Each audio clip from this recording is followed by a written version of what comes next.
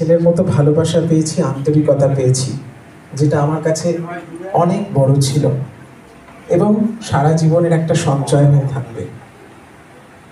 আমি এরপরে সুস্মিতা যদি এসে থাকে, সুস্মিতাকেও আমি ডেকে নিচ্ছি। সুস্মিতা চ্যাটার্জি, মেঘনার চরিত্রে যাকে দেখলেন আপনারা, আসেন। সুস্মিতা বোধহয় এখনো পৌঁছতে পারেনি বা কোনো কারণে আটকে গেছে। তাহলে আমরা একটা কাজ করছি এখন, আমরা একটা কাজ করছি। আমরা পরবর্তী কলাকৌশল লিখে ডাকার আগে আমরা চাইবো যে আমরা নেক্সট 10 মিনিট আমরা যদি মিডিয়া থেকে কেউ কোনো প্রশ্ন করতে পারে, এবং আমরা চাইবো যারা দর্শক আসলে এই সিনেমাটা দেখলেন এবং ম্যামের এত সুন্দর পারফরমেন্স দেখলেন, তো আপনাদের যদি কোনো প্রশ্ন থাকে আপনারা করতে পারেন। ম্যাম আর আমাদের ডিরেক্টর সেটা উত্তর দেওয়ার চেষ্টা করবে। আর তার আগে আমরা একটু অভ্যর্থনা দিয়ে দেবো ম্যামকে এবং ডিরেক্টর। একটা প্রশ্ন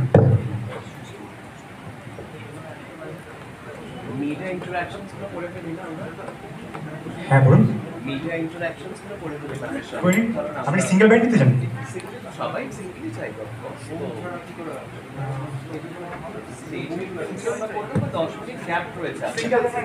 আমার তারপরে প্রশ্নটা হবে তো আচ্ছা আগে অভ্যর্থনাটা করি। আচ্ছা একটু পরে হ্যাঁ উনি একটু সময় চাইছেন, প্লিজ। আচ্ছা আমরা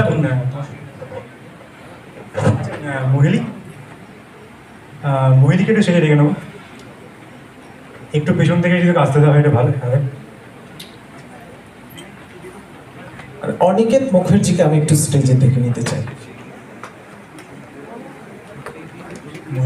একটু বরণ করে নেওয়ার জন্য আমরা এই দুজনকে চাইছি। মহিলি আর অনিকেত প্লিজ একটু স্টেজে আসবেন।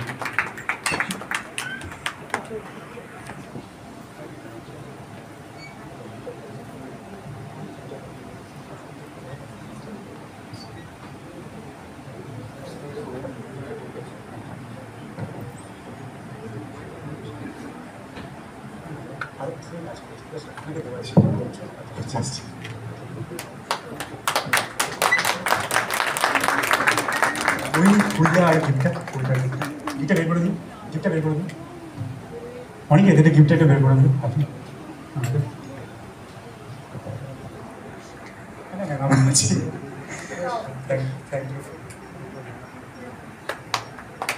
আচ্ছা ব্যাগে রেখে দেন, আমি দর্শন দিয়ে দেবো। আচ্ছা হ্যাঁ আপনি বসুন। হ্যাঁ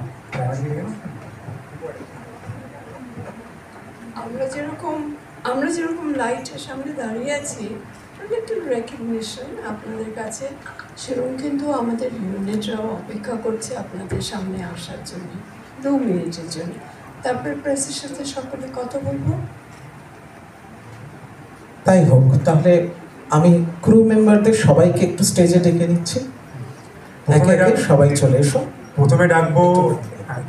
প্রথমে ডাকবো আমাদের আর্ট ডিরেক্টর এবং আমাদের চোরকাটার অন্যতম ক্রিয়েটিভ ডিরেক্টর দীপশঙ্কর ঘোষকে।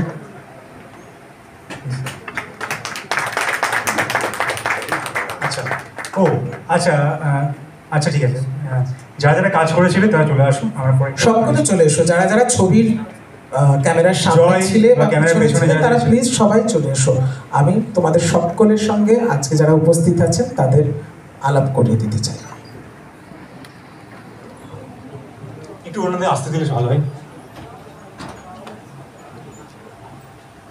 জয় মিশন থেকে এসে দেখতে পাচ্ছি না।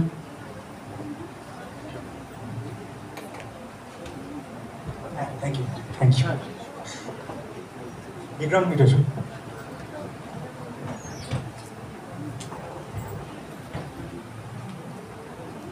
নাফজুল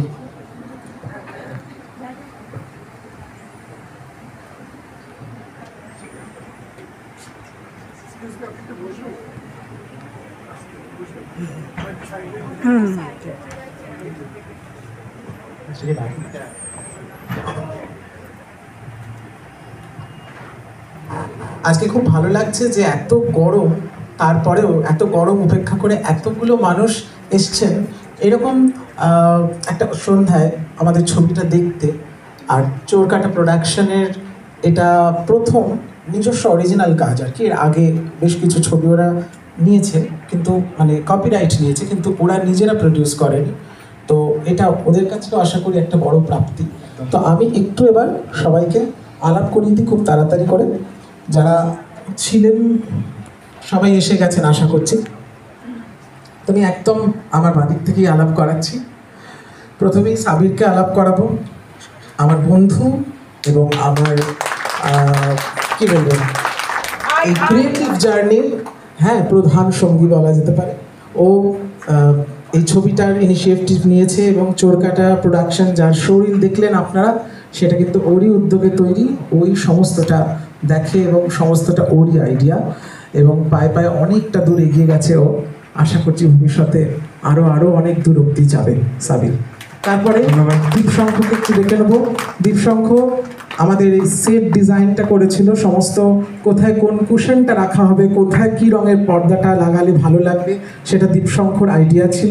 তো আর্ট ডিরেকশনটা দীপশঙ্খের দায়িত্ব ছিল এবং যথাযথ খেটে ও করার চেষ্টা করেছে আমার স্ক্রিপ্ট অনুযায়ী। এবং আমি এখানে একটা জিনিস কাটবো, দীপসঙ্গ আমাদের চোরকাটার দুজন ক্রিয়েটিভ ডিরেক্টর যারা কাজ করে, যাদের সিদ্ধান্তে সমস্ত কিছু হয়। একজন শুভায়ন, যাকে যে আজ আসতে পারেনি কিছু কিছু সমস্যার জন্য, আর তার সঙ্গে দীপসঙ্গ। তো আমাদের চোরকাটায় যারা কাজ দেখছেন যা লাস্ট 2.5 বছর ধরে, তার পেছনে শুভায়ন এবং দীপশঙ্কর অনেকটা অবদান আছে, কন্ট্রিবিউশন রয়েছে। এবার জয়ের সঙ্গে আলাপ করে দেবো। জয় ঠাক্কর, ও অ্যাকচুয়ালি বাঙালি নয়, গুজরাটি, কিন্তু বাংলায় থেকে বাংলাকে ভালোবেসে একেবারে বাঙালি হয়ে উঠেছে।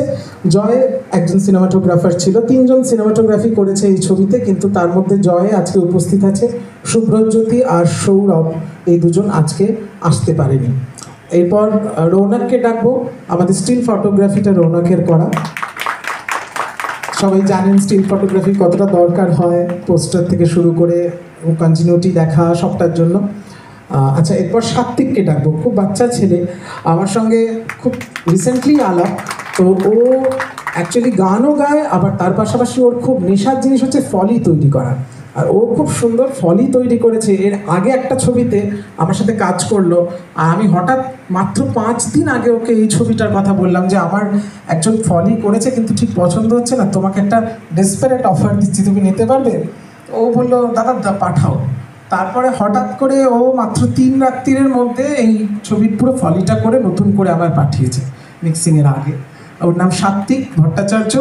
খুব ভালো হোক, ভবিষ্যতে আরও ভালো ভালো কাজ করে। আমি একটা অ্যাড করতে চাইবো। আমরা যে রাজদীপ এক মিনিট আচ্ছা হ্যাঁ, রাজদীপেরকে দেখতে পাচ্ছিলাম না। রাজদীপ অ্যাকচুয়ালি মিউজিক ডিরেকশন করে, ও খুব ভালো একজন গায়ক, এবং ওর সঙ্গে আমার সঙ্গীত মেলায় গিয়ে হঠাৎ আলাপ। তো ওর একটা এই ছবিতে ও ফলিটাকে মিক্স করেছিল, কিন্তু ও আমার সাথে মিউজিক ডিরেকশনের কাজ করছে বেশ কয়েকটা ছবিতে, এরপরেও একটি ছবিতে কাজ করছে আমার সঙ্গে। ও খুব ভালো ছিল, ওকেও আশীর্বাদ করবেন। রাজদীপ চক্রবর্তী। আচ্ছা, আমি এখানে কিছুতেই অ্যাড করবো। রাজদীপ আর সাত্বিক আমাদের খুবই টাইট একটা টাইম ছিল যখন আমাদের কাজটা এগোচ্ছিল না, তো খুব টাইট শিডিউল ছিল রিলিজের আগে। তো ওরা দুজন এখানে না আসলে হঠাৎ করে হয়তো কাজটা রিলিজ করতে আমার সমস্যা হতো। হ্যাঁ, রিলিজ করতে তো আমাদের তরফ থেকে অসংখ্য ধন্যবাদ। সবাইকে ধন্যবাদ, ওরা সবাই খুব কেটেছে। আশিস দা এদিকে এসব। আশিস চক্রবর্তী আমার খুব প্রিয় একজন দাদা।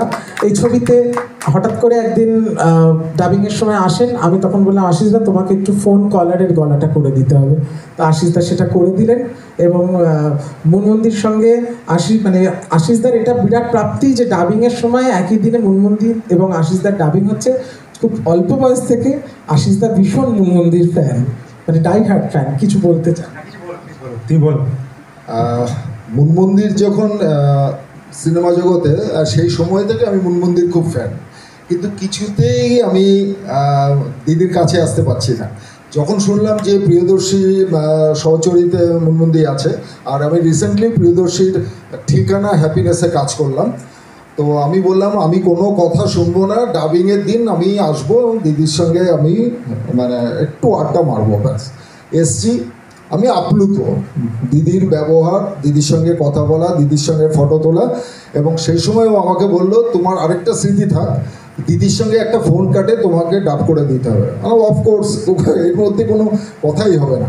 সত্যি আমি খুব খুশি, আমি আজকেও খুশি যে আমি এই সিনেমার একটা অংশ হতে পেরেছি।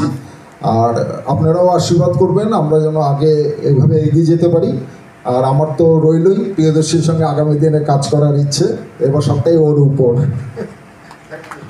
থ্যাংক ইউ খুব ভালো লাগে যে কত মানুষ আমার সঙ্গে কাজ করতে ইচ্ছা জানান, এটা আমার কাছে বিরাট পুরস্কার। আর এরপর আমি বিক্রমকে ডাকবো, বিক্রম কুমার।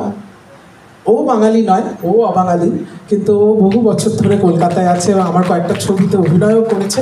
ও খুব ভালো ছেলে এবং ও এই ছবিতে আমাকে অ্যাসিস্ট করেছিল ডিরেক্টর হিসেবে, অ্যাসিস্ট্যান্ট ডিরেক্টর হিসেবে ও ছিল। আর শুভায়ন ছিল, যার কথা সাবির একটু আগেই বললো।